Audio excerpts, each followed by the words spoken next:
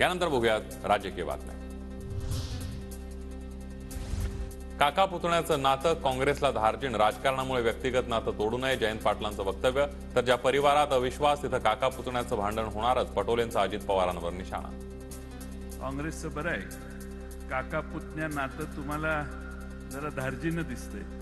राजकारणात कुणी कसंही वागलं तर चालतं, पण व्यक्तिगत नातं तोडण्याची भूमिका राजकारणासाठी कधी कोणी घेता कामा नये। ज्या परिवारामध्ये अविश्वास असेल, चव्हाण आपली सत्ता आल्यानंतर पुन्हा काँग्रेसमध्ये परत येतील, बाळासाहेब थोरातांचा आशावाद। तर दिल्लीच्या सांगण्यावरून विखे पाटलांसोबत तडजोड करावी लागल्याची व्यक्त केली खंत। अशोकराव चौहान गए लेकिन वापस आएंगे कांग्रेस में, तो वो बहुत खुश हो गया, ऐसे आएंगे।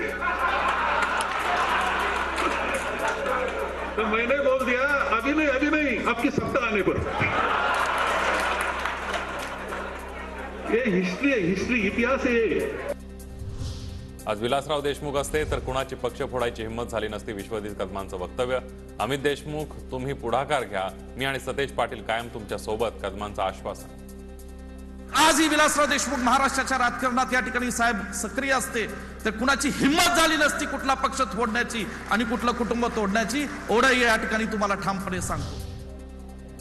नगरविकास खात्यासाठी शिंदे मातोश्रीवर येऊन रडले, आदित्य ठाकरेंचा खुलासा। तर अनेक मंत्रिपदं दिली तरी निर्लज्जपणे पक्ष चोरून ठरवून विश्वासघात केला, आदित्य ठाकरेंचा शिंदेंवर हल्लाबोल। रडारड सुरू केलेली आहे मातोश्रीमध्ये की नाही साहेब तुमचा विश्वास नाही, मी राजीनामा देतो, मी असं करतो। अरे मी बोललो जाऊ देव, तुम्ही ठेवा ते क्लॉक तुमचं, तुम्हाला लक लाभो। राज्यात एकही नवा उद्योग आला नाही, उलट राज्यातील एक गोष्ट गुजरातला चालली आहे। ठाणे आणि मंत्रालयही थोड्या दिवसांनी गुजरातला पाठवतील, आदित्य ठाकरेंची सरकारवर टीका। त्याला हिंमत असेल ना तुमच्या मुख्यमंत्री पदाचा राजीनामा द्या, चांगलं काम केलं असेल लोक तुम्हाला स्वीकार करतील, आमदारकीचा राजीनामा द्या, माझ्यासोबत उभा राहा, मी तुमच्या मतदारसंघात येऊन लढायला तयार आहे। भाजपनं 2022 मध्ये शिवसेना फोडली, 2023 मध्ये राष्ट्रवादी फोडली, 2024 मध्ये काँग्रेस फोडण्याचा प्रयत्न। एक टीम पक्ष फोडते, एक टीम कुटुंब फोडते, आदित्य ठाकरेंचा शिंदेंसह अजित पवारांवर निशाणा। 2022 मध्ये भाजपाने शिवसेना तोडली, 2023 मध्ये राष्ट्रवादी काँग्रेस फोडली, 2024 मध्ये काँग्रेस फोडण्याचा प्रयत्न करत आहेत। एक टीम पक्ष फोडतायत, एक परिवार फोडला, पण एवढ्या सगळ्यामधून महाराष्ट्राला गाजराशिवाय काही दुसरं मिळालंय का? आपण हा विचार करा। हिम्मत असेल तर राजीनामा द्या, मी तुमच्या मतदारसंघातून लढेन, शिंदेंच्या बालेकिल्ल्यात आदित्य ठाकरेंचं खुलं आव्हान।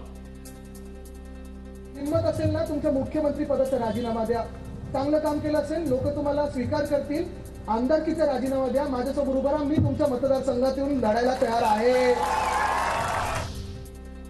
चिपळूणमधील राडा प्रकरणी पोलिसांकडून 8 जणांना अटक, सीसीटीव्ही फुटेजच्या आधारे पोलिसांची कारवाई। सर्व आरोपींना 15 दिवसांची न्यायालयीन कोठडी। राष्ट्रवादीपासून दुरावलेल्या नेत्यांच्या शरद पवारांकडून भेटीगाठी, राज्य साखर संघाचे अध्यक्ष पृथ्वीराज जाचक आणि कुणाल जाचक यांची पवारांसोबत भेट।